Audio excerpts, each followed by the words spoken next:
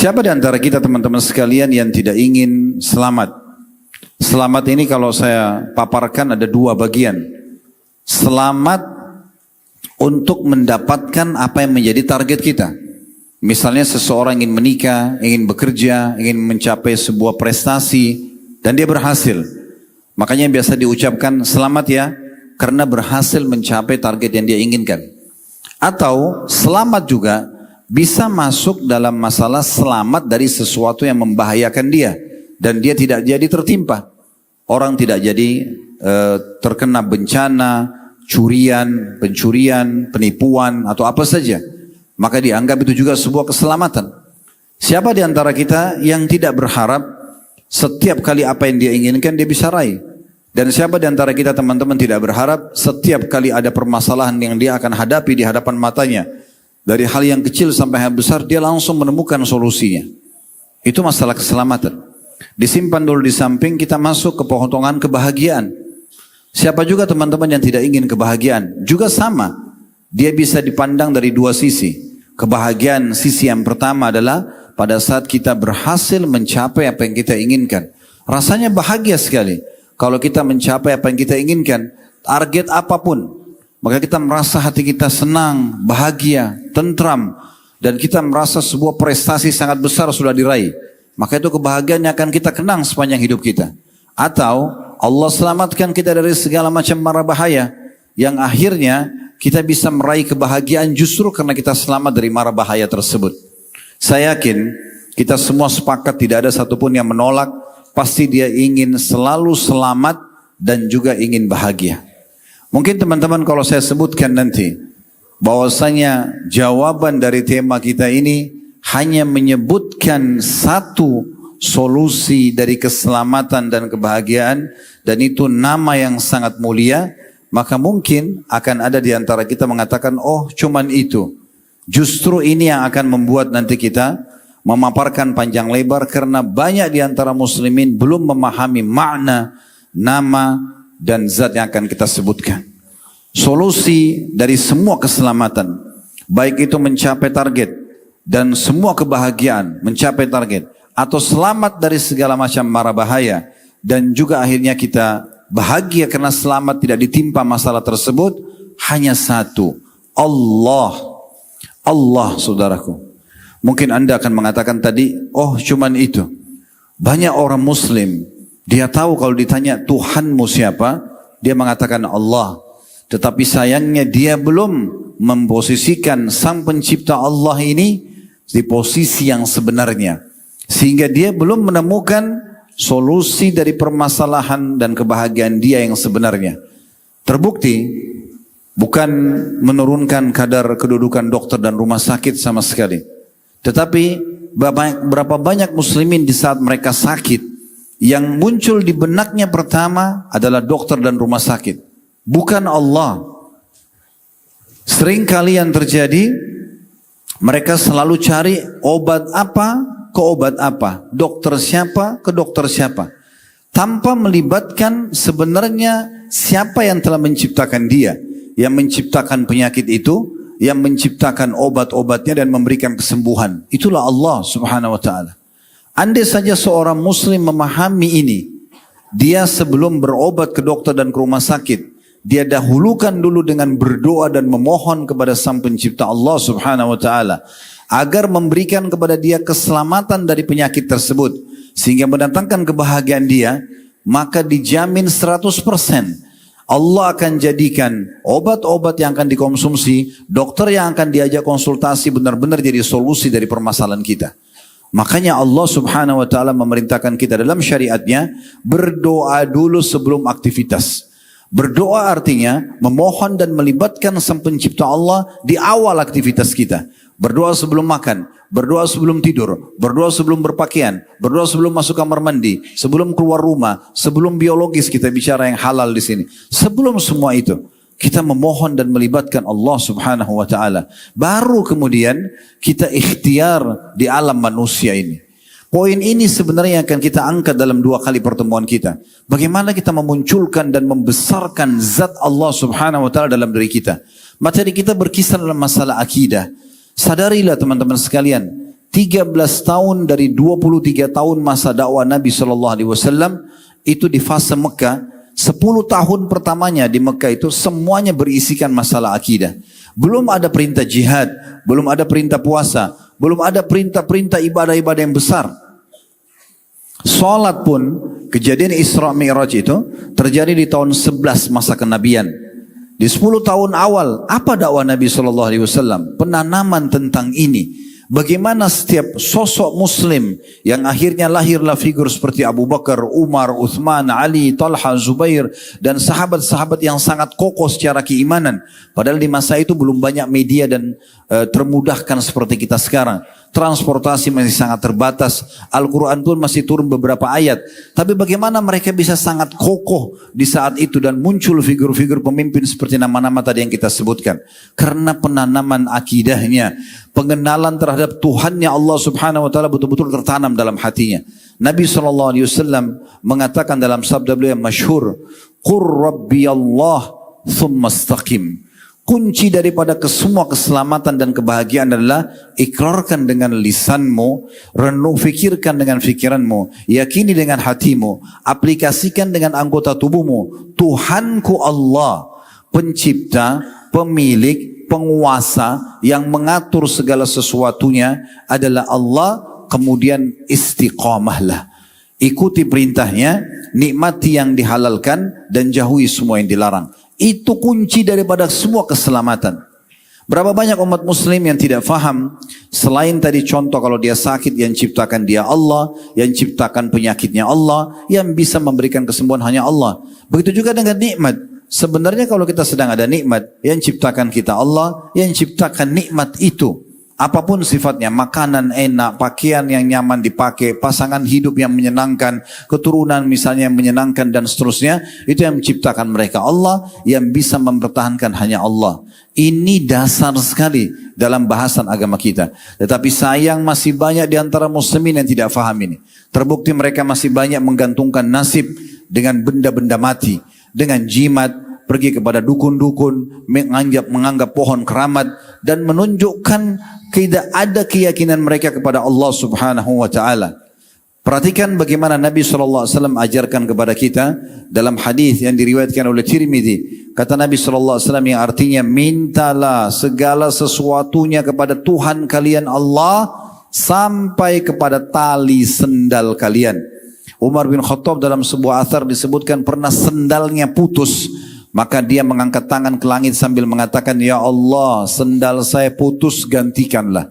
Minta sendal dari Allah. Pertanyaan sederhana, apakah Anda selama ini sudah pernah mengamalkan hal-hal yang seperti ini? Hal kecil pun minta kepada Allah Subhanahu Wa Taala. Jangan teman-teman sekalian kita minta kepada Allah hanya kalau sudah kena penyakit kronis nggak bisa sembuh, utang yang sudah melilit sudah hampir sampai pada tingkat dipenjarakan, misalnya sudah miliaran, baru kemudian mau sholat malam dan seterusnya. Kenapa tidak dari awal kita melibatkan Allah Subhanahu Wa Taala? Dalam pembukaan ini kita akan sampaikan sebuah kisah nyata disebutkan, dinukil kisah seorang salafus saleh. Beliau dulu mau mengadakan perjalanan, beliau punya income harian, dapat harian. Dan pada saat dia pulang satu hari ke rumahnya, istri dan anaknya menunggu lalu bertanya, adakah makanan buat kami hari ini? Tokoh kita ini tidak disebutkan namanya dalam kisah-kisah ini, tapi dikatakan kisahnya sahih, atharnya sahih. Dia mengatakan, hari ini saya tidak dapat pekerjaan. Hari ini saya tidak dapat pekerjaan. Maka saya tidak tahu harus dapat di mana lagi. Dan di masa itu, kalau sudah tiba maghrib, maka semua tempat-tempat sumber bekerja sudah tutup. Karena tidak ada penerangan lampu kayak kita sekarang. Akhirnya dia mengatakan pada istri dan anaknya, pada saat istrinya bilang, kami seharian belum makan. Dia bilang, saya istirahat sebentar, kemudian saya akan pergi. Saya akan pergi coba keluar mencari rezeki. Dia istirahat di awal malam, kalau kita sekarang mungkin jam 10, jam 11 malam. Di masa itu orang semua sudah tidur. Maka dia pun keluar dari rumahnya sambil berdoa kepada Allah, ya Allah, saya tidak tahu harus kemana. Hari ini saya sama keluarga saya belum makan. Lalu kemudian pergilah dia keluar dan dia tidak tahu harus kemana. Dia lihat ada masjid dekat rumahnya. Di masa itu orang belum ada penerangan lampu kayak kita sekarang, orang pakai obor saja. Dia nyalain satu obor, dia wudu, kemudian dia sholat 2 rakaat, lalu dia merengek-rengek sama Tuhannya. Dia bermanja-manja sama Allah subhanahu wa ta'ala. Ya Allah, zat yang menciptakan alam semesta ini, zat pemberi rezeki, engkau yang telah menciptakan aku dan keluarga aku, dan engkau belum memberikan kami rezeki pada hari ini. Jangan biarkan kami menginap dalam kondisi kami kelaparan. Maka dia terus merengek. Dalam kisah yang disebutkan terjadi satu kejadian yang unik di malam itu. Raja yang berkuasa di wilayah itu mimpi buruk. Dia mimpi menghadapi kematian, melihat siksa kubur, melihat neraka, dan dia ketakutan raja ini. Kemudian dia bangun dan dia terkaget, lalu kemudian dia mengambil beberapa kantong dinar emasnya dan dia berkata, ya Allah, aku telah merasa bersalah dengan kesalahan-kesalahanku masa lalu, aku ingin mensucikan diriku. Tolong mudahkan untuk aku untuk membersihkan dosa-dosaku dengan bersedekah dari harta ini di malam ini. Kemudian dia pun keluar tanpa ada pengawal, lalu kemudian dia jalan, subhanallah, waktu dia lewatin masjid yang tadi ada orang miskin ini, kudanya berhenti di situ dan dia pun turun. Dia penasaran, kenapa harus saya turun di masjid ini, dan hatinya tergerak mau ke masjid itu. Dia pun masuk dalam masjid, kemudian dia mendengar tadi doanya orang miskin yang memohon-mohon makanan hari itu. Dia biarkan sampai selesai berdoa, lalu kemudian dia berkata begini, saya sudah dengar tadi doa yang Anda sampaikan. Dan perlu Anda tahu saya ini adalah raja yang berkuasa di sini. Maka saya sudah niat malam ini untuk bersedekah. Saya minta kepada Allah ditunjukkan orang yang tepat. Saya merasa Anda orang yang tepat. Maka ini sedekah saya, tolong diterima. Dan perlu Anda ketahui, karena Allah telah pertemukan kita di rumahnya ini, mulai sekarang kalau Anda butuh apapun, datang kepada saya. Saya akan bukakan pintu di istana untuk bisa diterima. Orang miskin yang menjadi tokoh kita ini berkata sebuah kata-kata yang perlu diukir dengan ukiran emas. Dia mengatakan, kalau seandainya saya butuh lagi satu waktu, saya tidak akan menghubungi Anda. Tapi saya akan menghubungi Allah yang telah menggerakkan Anda datang kepada saya.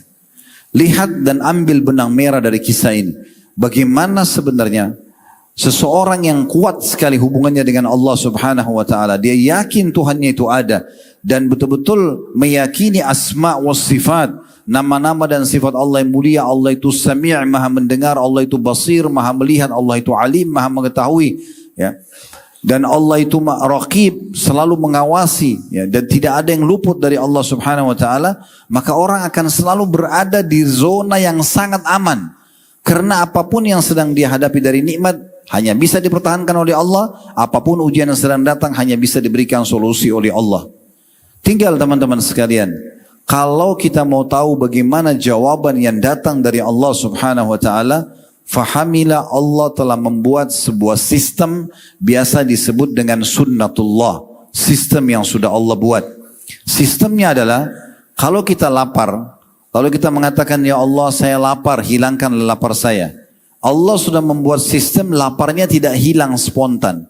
Tapi Allah membuat dengan sistemnya kita bisa mendapatkan makanan, muncul ide, atau ada orang yang memberikan kepada kita makanan lalu kita mengunyahnya dulu. Proses melalui gigi, dikunyah, kemudian ditelan melalui tenggorokan, masuk di usus, diproses, baru laparnya hilang. Ini namanya sistem yang Allah buat. Maka setelah itu baru hilang lapar kita. Begitu juga pada saat sakit. Kita konsul sama dokter, minum obat, kemudian kita menemukan ada dosis yang diberikan, kemudian kita sembuh setelah itu. Itu namanya sistem yang Allah SWT berikan. Allah Azza wa Jal tidak akan melemparkan obat dari langit pada saat kita mengatakan, ya Allah saya sakit sembuhkan. Tetapi Allah Subhanahu wa Ta'ala akan mempertemukan kita dengan ide atau orang-orang yang bisa menjadi penyebab kita sembuh karena doa kita kepadanya. Misal, kita sudah berdoa malam hari tahajud, kalau semoga Allah berikan kita solusi dari permasalahan yang sedang kita hadapi. Kemudian besok pagi kita ngobrol sama teman atau seseorang kerabat yang kita temui atau siapa saja. Tidak sengaja kita sebutkan penyakit yang sedang kita alami. Kemudian dia mengatakan, oh setahu saya ada dokter yang cocok, yang bagus di sana. Kita pun pergi ke sana, kita konsultasi cocok, resepnya cocok, maka kita sembuh. Pastikan bukan karena dokter dan resep yang menyembuhkan. Tapi itulah efek daripada doa yang kita panjatkan. Ini sebuah dasar sekali, hal yang dasar yang harus benar-benar difahami teman-teman sekalian. Orang yang menggantungkan nasibnya pada makhluk, maka tidak akan mendatangkan manfaat apapun kecuali sangat sedikit. Kita boleh dalam pembukaan kita juga merenungi bagaimana sabda Nabi alaihi salatu wassalam berhubungan dengan masalah ini. Beliau mengatakan dalam hadis yang masyhur diriwayatkan oleh Abu Daud dan Tirmidzi dengan sanad yang sahih dari hadis Abdullah bin Mas'ud radhiyallahu anhu. Beliau mengatakan sallallahu alaihi wasallam, "Man nazalat bihi faqatun fa anzalaha bin nasi lam tusadda faqatuh." Siapapun yang tertimpa satu hal yang dia tidak sukai atau permasalahan yang sedang dia hadapi, lalu dia sodorkan itu kepada makhluk, kepada manusia, maka pastikan tidak akan memberikan kepada dia solusinya. Wa man nazalat bihi faqatun fa anzalaha billah. Dan siapa yang punya masalah lalu dia kembalikan langsung kepada Allah, fayushikullahu lahu birizqin ajilin au ajil. Maka pastikan Allah akan memberikan dia rezeki dan solusinya cepat ataupun lambat. Apapun yang kita butuhkan, Allah subhanahu wa ta'ala siap memenuhinya. Dan dalam sebuah hadis qudsi yang mulia sekali, hadis ini dasar dalam masalah akidah.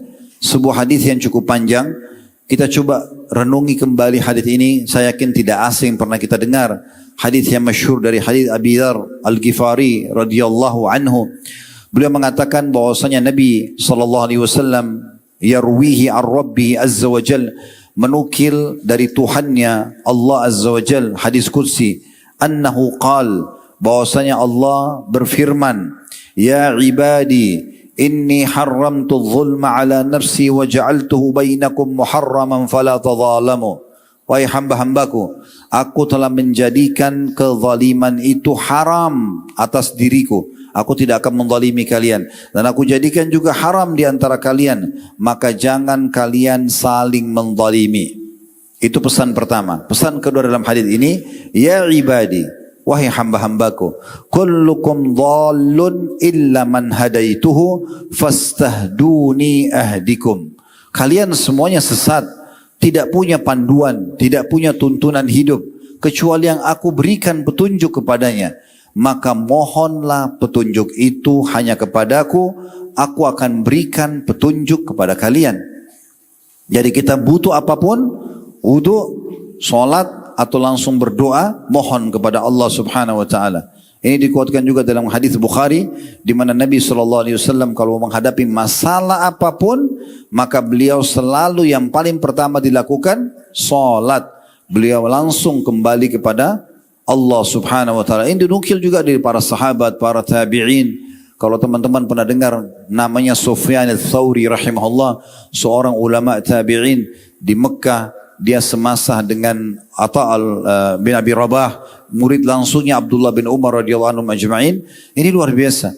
Beliau dikatakan kalau punya hajat apapun, walaupun kecil, beliau selalu langsung wudu, sholat dan sujud, tidak mengangkat kepalanya dari sujud kecuali sudah menuangkan semua hajatnya kepada Allah subhanahu wa ta'ala. Dan tidak pernah, sampai dikenal dengan beliau ini mustajab doa, tidak pernah doa yang dia panjatkan kepada Tuhannya ditolak oleh Allah subhanahu wa ta'ala. Minta petunjuk kepada Allah, apapun itu sifatnya. Sebelum minta saran dari manusia, minta dulu kepada Allah subhanahu wa ta'ala. Nanti Allah akan datangkan manusia-manusia yang menjadi perangkat dan penyebab kita mendapatkan jalan keluarnya. Pesan ketiga dalam hadis yang sama, ya ibadi, kullukum ja'i'un illa man at'amtu fastat'imuni at'imkum. Wahai hamba-hambamu, kalian semua lapar kecuali yang aku berikan makan. Maka mintalah makanan kepadaku, aku akan berikan makan kepada kalian. Makan pun kita minta kepada Allah SWT. Kenapa kita tidak jadikan ini sebagai sebuah ibadah? Di saat lapar, kita bukan langsung mengatakan pada manusia, saya lapar, tolong berikan saya makan. Tapi yang paling pertama, langsung ajukan permohonan ini kepada Allah. Ya Allah, aku lapar, berilah aku makan. Maka Allah akan mudahkan makanan datang, ya, dari sisi-sisi dari tempat yang kita tidak ketahui. Ini semakna dengan firman Allah SWT, ya, Allah itu wa yarzuqu min haitsu la yahtasib. Kalau memberikan rezeki kepada hambanya dari tempat tidak disangka-sangka. Makanan pun disuruh minta kepada Allah subhanahu wa ta'ala. Pesan selanjutnya yang keempat, ya ibadi kullukum 'arin illa man kasautu fastaksuni aksukum. Wahai hamba-hambaku, kalian semua telanjang tanpa busana, kecuali yang aku berikan kepadanya pakaian, maka mohonlah kepadaku pakaian, aku akan memberikan kalian pakaian itu. Berapa banyak orang yang mungkin berpikir pakaian dari Allah, masa sih? Lah iya, semuanya dari Allah. Bahkan tidak mungkin berkedip satu kedipan mata kita, tidak mungkin bergerak ucapan kata-kata yang keluar dari kedua bibir kita, ya, kemudian tangan kita menjamah, kaki kita melangkah, dan seluruhnya ini kecuali diatur dan memang diciptakan oleh Allah Subhanahu wa taala. Bukankah kita manusia, teman-teman, hanya tahu tugasnya meminta dan menikmati? Coba renungi baik-baik. Kita ini hanya meminta dan menikmati. Contoh, kita lapar, kita cuma mengucapkan saya lapar. Allah Subhanahu wa taala mudahkan makanan buat dia. Dia cuma minta lapar, minta makanan. Kemudian setelah itu dia nikmati. Oh, ini asam, ini pedas, ini enak, ini manis, ini gurih, ini nikmat. Setelah makanan itu lewat ukuran sepertiga dari jari tangan dia saja, dari telunjuk dia, ke tenggorokan, dia sudah tidak ada ikut campur atau andil lagi di makan itu. Siapa di antara kita, teman-teman, yang mengatur komposisi vitamin-vitamin dan nutrisi di makanan yang dia konsumsi, untuk ini menjadi zat ini zat besi, ini vitamin B, ini vitamin D, dan ini vitamin A, dan seterusnya? Tidak ada sama sekali. Saya pernah lihat sebuah karya ilmiah, penelitian ilmiah menunjukkan bagaimana luar biasanya anatomi manusia. Tubuh manusia itu digambarkan oleh para ilmuwan, saking dahsyatnya mereka menggambarkannya dan sulitnya mereka menggambarkan, rumitnya sistem yang ada itu. Mereka bilang kalau ada makanan yang masuk dikonsumsi oleh manusia, maka ibaratnya tubuh manusia itu seperti satu pabrik yang sangat besar dengan ada jutaan lift, bukan satu dua, yang siap pada saat makanan itu masuk, maka terpecah-pecah masing-masing di liftnya dan difungsikan, dibawa ke area yang dan zona yang memang sudah ditunjuk oleh Sang Pencipta. Kemudian setelah itu yang tidak dibutuhkan dikeluarkan dalam bentuk kotoran dan dibuat ada satu sistem, mau nggak mau kotoran itu kita akan buang. Kalau kita tidak buang, kita akan sakit, supaya manusia itu bisa selamat. Sebuah sistem yang luar biasa yang sudah cukup harusnya menyadarkan kita memang ada pencipta yang mengatur semua itu. Selanjutnya, pesannya yang keenam atau yang kelima tepatnya, ya ibadi, innakum tukhti'una bil-laili wan-nahar wa ana aghfirudz dzunuba jami'a fastaghfiruni aghfir lakum. Wahai hamba-hambaku, kalian semua berbuat salah dan pelanggaran di malam dan di siang hari, dan akulah satu-satunya yang bisa memaafkan kesalahan-kesalahan kalian semuanya. Mohon maaflah kepadaku, aku akan maafkan kalian. Pesan selanjutnya, jadi kalau kita salah, yang paling pertama mohon maaf kepada Allah Subhanahu wa taala, baru mohon maaf kepada manusia, ya. Astagfirullah, baru kita minta maaf walaupun kita salah berbuat salah pada manusia, karena sebenarnya yang melarang kita berbuat kejahatan itu pada manusia adalah Allah Subhanahu wa taala. Kemudian dikatakan selanjutnya pesannya yang keenam, ya ibadi innakum lan tablughu dharri fatadurruni wa lan tablughu naf'i fatanfa'uni. Wahai hamba-hambaku, kalian tidak akan pernah bisa mencelakakanku, ya, dan kalian juga tidak akan bisa memberikan manfaat kepadaku. Ya ibadi, pesan yang ketujuhnya, lau anna awwalakum wa akhirakum wa insakum wa jinnakum kana ala atqa qalbi rajulin wahidin minkum ma zada dhalika fi mulki syai'a. Ketahuilah wahai hamba-hambaku, kalau seandainya yang pertama saya ciptakan dan yang sampai terakhir saya ciptakan dari seluruh jin dan manusia, mereka semua berkumpul dan hati mereka semuanya sama, ala atqa rajulin wahid, ala atqa qalbi rajulin wahid, semuanya bertakwa, levelnya sama. Anggap kita semua miliaran manusia, miliaran jin, semua level takwanya sama dengan Nabi Muhammad SAW. Apa kata Allah SWT? Ma zada zalika fi mulki syai'a. Tidak akan menambah sedikit pun dari kerajaanku. Gak ada pengaruhnya, walaupun kalian semua baik. Ya ibadi law anna awwalakum wa akhirakum wa insakum wa jinnakum kana ala afjari qalbi rajulin wahid ma naqasa dhalika min mulki syai'a. Kalau seandainya kalian semuanya, yang pertama aku ciptakan dan sampai yang akhir dari jin dan manusia, semuanya memiliki hati yang paling buruk, seperti hatinya Fir'aun misalnya, atau iblis, semuanya buruk, gitu. Maka itu juga tidak akan mengurangi sedikit pun dari kerajaanku. Ya ibadi, lau anna awwalakum wa akhirakum wa insakum wa jinnakum qamu fi sa'idin wahid. Ini pesan yang ke-8-nya. Wahai hamba-hambaku, kalau seandainya yang pertama aku ciptakan dari jin dan manusia, semuanya, sampai yang terakhir nanti aku ciptakan, semuanya berdiri di satu lapangan, satu tempat. Kemudian fasa'aluni fa'ataitu kulla insanin mas'alatah. Kemudian semuanya minta, apa saja masing-masing minta hajat yang terbaiknya. Dan aku berikan semuanya. Semua manusia, semua jin. Dari manusia pertama dan jin pertama sampai manusia dan jin yang terakhir. Semua aku kasih urusan-urusan dan permintaan mereka. Lalu kata Allah SWT, ma naqasa dhalika mimma indi illa kama yanqusul mikhyatu idza udkhila al-bahr. Tidak akan mengurangi sedikit pun dari kerajaan dan kekayaanku kecuali hanya seperti jarum yang dicelupkan di lautan lalu diangkat. Maka tidak ada sedikit pun yang berkurang dari kekayaanku. Dan ini dikuatkan juga dengan lanjutan pesan ke-9-nya, ya ibadi, innama hiya a'malukum uhsiha lakum uwaffiyakum iyaha. Faman wajada khairan falyahmadillah wa man wajada ghaira dzalika fala yalumanna illa nafsah. Wahai hamba-hambaku, sesungguhnya apa yang aku perintahkan pada kalian, sholat, puasa, bakti sama orang tua, bersedekah, haji dan umrah dan seterusnya. Itu adalah amal-amal yang aku berikan perintahkan pada kalian dan aku akan kembalikan juga manfaatnya kepada kalian.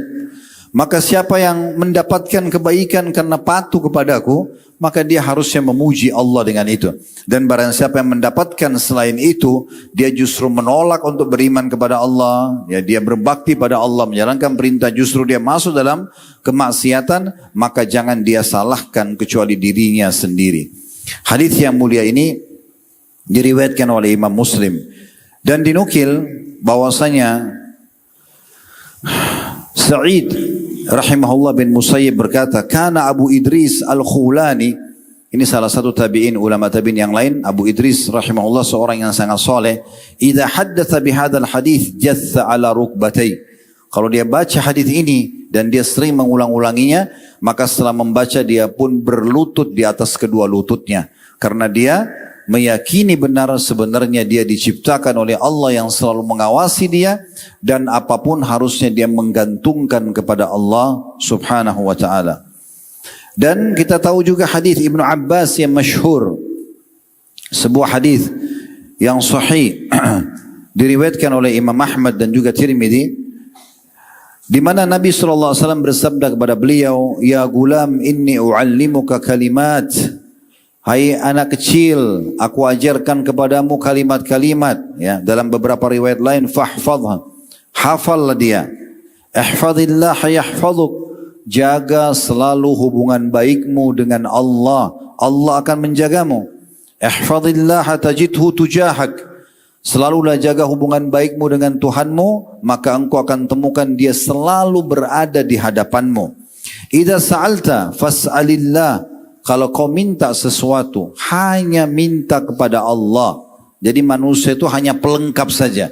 Minta dulu kepada Allah, nanti Allah akan gerakkan dan datangkan tadi manusia sebagai perangkat dan penyebab terpenuhi kebutuhan kita. Wa idza sta'anta fasta'in billah. Kalau minta tolong, hanya minta tolong kepada Allah. Wa'lam annal ummata idza ijtama'at ala an yanfa'uka bi syai'in lam yanfa'uka illa bi syai'in qad kataballahu lak. Ketahuilah kalau seandainya umat ini semuanya berkumpul atau satu umat berkumpul untuk memberikan kepadamu manfaat, memberikan kepadamu sesuatu yang kau sukai, maka tidak akan sampai kepadamu kecuali yang sudah Allah catatkan untukmu. Wa in ijtama'u ala yadurruka bi syai'in lam yadurruka illa bi syai'in qad kataballahu 'alaik. Dan kalau mereka semua berkumpul untuk menyusahkanmu, membahayakan, menimpakanmu sesuatu yang berbahaya, maka tidak akan menimpahmu kecuali yang sudah Allah catatkan terhadapmu. Rufi'al aqlam wa jaffatis suhuf, telah kering semua pena-pena yang dipakai tulis takdir, dan juga telah diangkat pena-pena yang menulis takdir, dan juga telah kering catatan di lauhil mahfud. Ini semua teman-teman sekalian memberikan gambaran, diantaranya adalah bagaimana kita harus hanya bergantung kepada Allah subhanahu wa ta'ala. Allah lah solusi dari segalanya. Allah lah sumber kebahagiaan kita.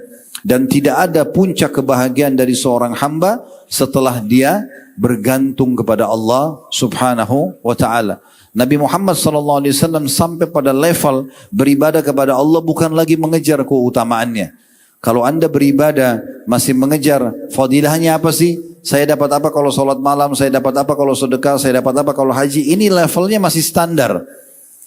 Orang boleh melakukan itu karena memang Allah Subhanahu wa taala menjanjikan semua keutamaan dari semua ibadah.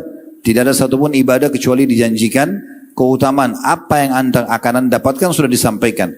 Tetapi kalau orang sudah sampai pada tingkat level akidahnya sangat bagus, dia menghadirkan Allah Subhanahu wa taala dalam semua lini kehidupan dia. Dia yakin Allah selalu mengawasi dia, Allah tempat dia bergantung, Allah tempat dia memohon, meminta perlindungan, maka dia beribadah bukan lagi mengejar keutamaan, tapi sudah betul-betul karena menjalin hubungan baiknya sama Allah dan juga sebagai tanda syukurnya. Itulah yang disebutkan dalam riwayat Bukhari, pada saat Nabi SAW bangun sholat malam, kemudian kaki beliau pecah-pecah, dan ditanya oleh Aisyah, kenapa anda lakukan ini ya Rasulullah? Bukankah dosa-dosa anda yang lalu dan yang akan datang sudah dimaafkan? Jawaban Nabi, bukan beliau mengatakan karena saya ingin mengejar keutamaan sholat malam. Karena sholat malam itu doa mustajab misalnya. Atau akan menjadi saksi nanti pada hari kiamat dan seterusnya. Tapi beliau mengatakan, afala akunu abdan syakura.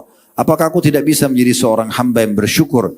Karena hubungan baik sama Allah SWT sudah terjalin. Allah itu akan terus menjaga hambanya yang menjaga hubungan baik dengannya. Praktekin resep ini teman-teman. Pastikan semua keselamatan dan kebahagiaan akan kita dapatkan.